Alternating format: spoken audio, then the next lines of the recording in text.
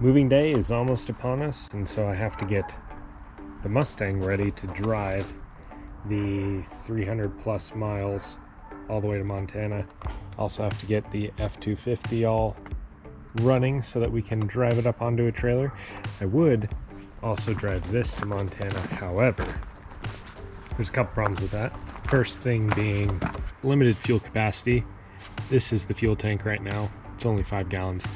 This is the original fuel tank, but I don't have time to put that back up into the truck and get everything plumbed and everything working again, so I'm not going to worry about that. I have a buddy bringing a trailer that we're going to put it on. It runs pretty good, but the second problem with that is that it's open headers, so this thing is extremely loud. It is so loud, in fact, that to drive it all the way there, I'd have to wear earplugs, and I'm not sure that's the safest thing, honestly. The third reason is this would get terrible gas mileage and cost me more to drive it over there than to pay for the fuel for my friend to pull it with his newer truck. So that's going on a trailer. But I'm going to be driving this, and it's going to be quite the adventure because it's a good running, solid car, but it still needs a lot of work. It's a work in progress, it's a project, and it's a 20-foot car. It looks really good and really cool from 20 feet away, but you start getting closer and you start noticing that I don't have all the body panels bolted to each other, and then you look inside and you see there's not really any interior. It's pretty much still stripped. And then if you look real close, like right here, there's a little gap there. You can see the road, and I don't know if you can see it on camera, but there's that same issue here and the same issue up here. When I got this car, had a lot of rust in the floor pan, and I slowly repaired bits that I could at the time, but at some point I'm just going to replace the entire floor pan in here. For now, it's just, you know, it's got the weight reduction package, the air conditioning, 63 air conditioning, you know, 60 miles an hour, 3 holes in the floor, so it ought to be pretty good. And on top of all that, the forecast says we have a chance of rain almost the entire way there. So this is going to be an adventure. Might be a little cold, but ought to be good. Now, drivetrain wise, this car is in good shape. It has a rebuilt engine and transmission that only have about 1,000 miles on them right now. So we're good there. But if you notice here, we got some uneven wear on this front tire. And that is because we've got a tie rod end that is totally worn out. It's just super floppy. So we're gonna replace that so that I can make it the trip without dying and without my wheel just flying off to the side and causing me to run into another car. This is so bad, in fact, that I've driven it around town like this a little bit, and there's a hole in the floor right behind here in this wheel well, and as you're driving you can actually watch the wheel shake back and forth on the road at certain speeds, so that's not good. I'm going to go ahead and replace that tie rod. I'm also going to move this wheel to the back and the back wheel to the front, just you know, semi-rotate the wheels. I might do it on the other side too, but let's get to work.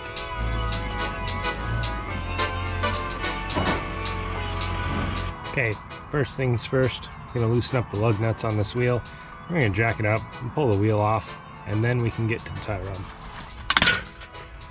Okay, it's always important to break loose your lug nuts before you lift up the car, because if you're wrenching on super tight lug nuts and you got the car lifted, you could easily tip it off the jack if you're not careful, especially working on this kind of dirt gravel ground right here.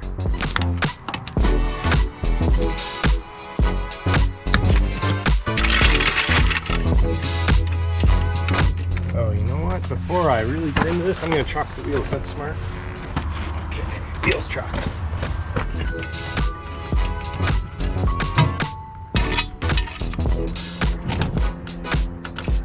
Let's get this wheel the rest of the way off.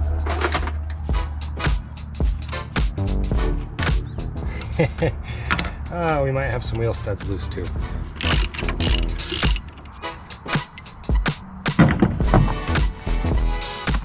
So that's not normal.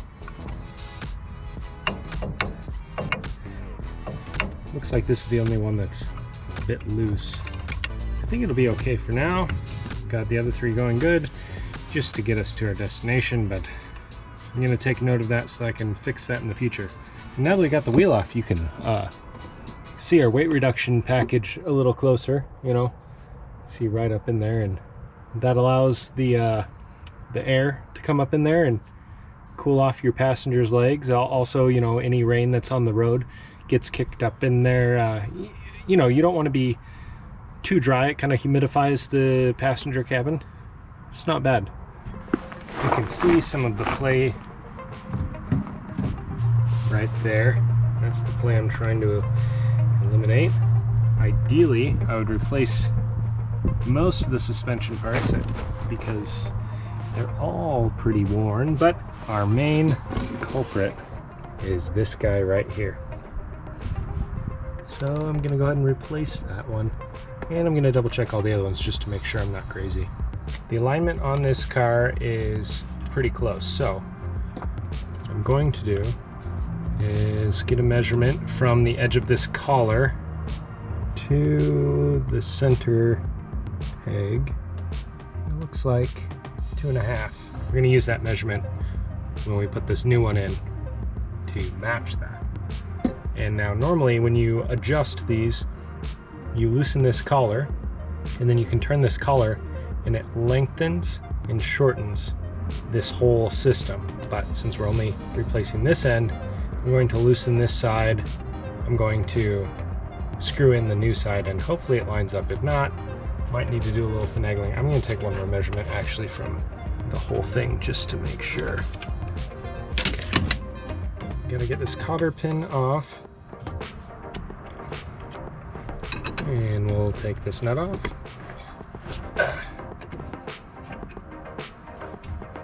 Thankfully that's not stuck on there.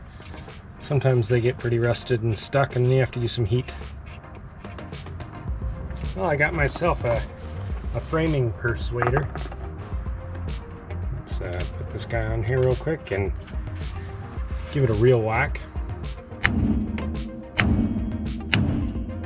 There. A little bit of persuasion and things usually move right along. Oh, and now I've done it. The spindle is moving freely in there, so joy of working on cars. There we go. Ta-da! Alright, and then triple check our measurements, because you can never be too sure. Yeah, it's actually 1 tick past 2.5, and look how awful that is.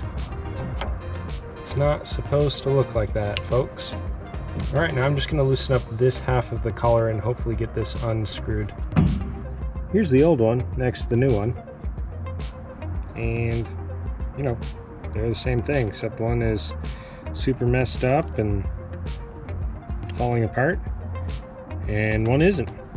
So I looked, and the shaft here with the threads is the same length, so I think even easier than the measurements we took before is I'm just going to mark where this was up in that collar, and mark it on this one, and give us a good reference to turn it into.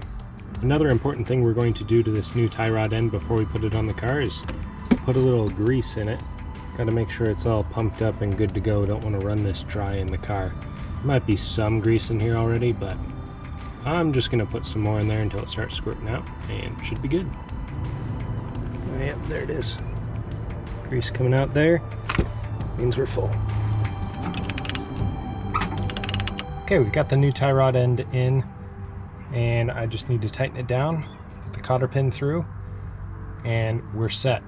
Also, one thing to note right here, I've got the jack underneath the whole wheel assembly because the old one was so loose that it kind of, you know, fit when it was all hanging down, and I could knock it out easy. In order to get this new one in and to line up properly, I had to lift everything up a bit to get this spindle bit in this lower control arm bit, or whatever bit this is. So once I tighten everything down, put the keeper pin in, I'll let the wheel assembly down. One other thing to note, I went ahead and took off the brake drum just so I could get a look at this a little bit closer and this loose stud. I think this is going to be fine for now. It does need to be repaired, but I think we are going to be okay for this trip.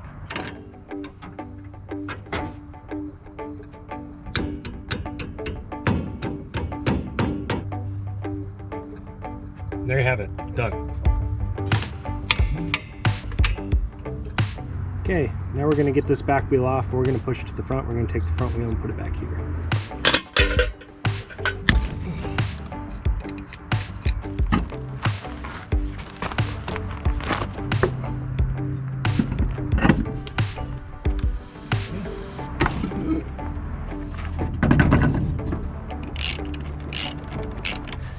Now let's let it down and tighten everything up. We'll swap the tires on the other side. Okay, everything's buttoned up and ready. Gonna take it for a test drive. All right, it's moving day, and we picked the perfect day to move because the sky decided to open up. I've already got two buddies in trucks pulling trailers that left early this morning. Me and my buddy Paul, he's got the F-250 loaded up on his trailer, and I'm driving the Mustang. And Mrs. Necromancer's gonna take that car with baby Necromancer and her mother. But yeah, let's get this adventure started. I was able to get new wiper blades because of the storm, but I had to go to 3 different parts stores to find them. Oh yeah, so much better than the old ones. And we're off. All right, we got 300 miles to go. And there's Paul. Well, we've been going for almost 2 hours now. The weather's cleared up. It's pretty miserable there for a little bit with all the rain, but it's pretty clear right now. It's kind of nice. Paul's right behind me with the truck. You can see from here. And yeah, we're gonna stop up here in the next town and take a little break. Also got a jacket on my lap because my legs were getting cold. All the water coming up through the floor soaked my pants, and then the air just made it really cold. So, yep, this is quite the adventure. We'll see what happens next. Okay, we arrived. We've unloaded everything already. Put most of it in the garage for now. So yeah, the garage is full of everything. We'll work on unpacking this slowly over time, over this next week anyway. Pulling stuff out, unpacking, and then I'm gonna set this up as the new Junkyard Necromancer HQ, where we're gonna be doing lots of cool projects. Anyway, motorcycles are on the trailer. Trailer's here. Trailer did great. Truck. And the Mustang. She did great. Actually really good. Except that, since got the weight reduction package, got a lot of water in here. Soaked my pants the entire time we were driving up here. It all worked out good. Oh, and last but definitely not least, the F-250 over here. Pulled it up on the trailer, pulled it off the trailer, parked it right there. That'll be its sit-in place for now until I can get to working on it and building on it. Let me show you inside the house real quick. A little update on what's been happening in here. Unfortunately, the guy that's working on here didn't quite have it ready for us today. So we're gonna have to stay in a motel tonight because there's no toilet. But the kitchen floor is all done. It looks spectacular. We're getting a new range tomorrow. And this is the flooring that's going in the bathroom, which looks really good. But he's missing some stuff to finish this all up. So he's coming tomorrow to finish the floor, put in the toilet in the vanity. And then he's gonna be redoing the tub for us this week, and we'll be putting that back in after it's done. And of course, the living room and the bedrooms. They're looking really snazzy. Can't wait to put some furniture in there and make it look like home. Yeah, we're just gonna be unpacking over this week. And I also need to install new light fixtures in the kitchen still. But the guy that's doing the bathroom and the flooring in here, he's also gonna texture the ceiling for me tomorrow. So that should be good. Well, that does it for this one.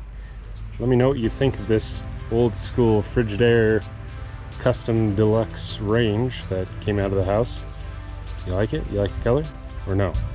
Anyway, give a thumbs up if you like the color, and if you don't like the color, give a thumbs up anyway. And then subscribe, and then there's links to social stuff like Discord and Instagram down in the description. I hope to see you there, and that's all.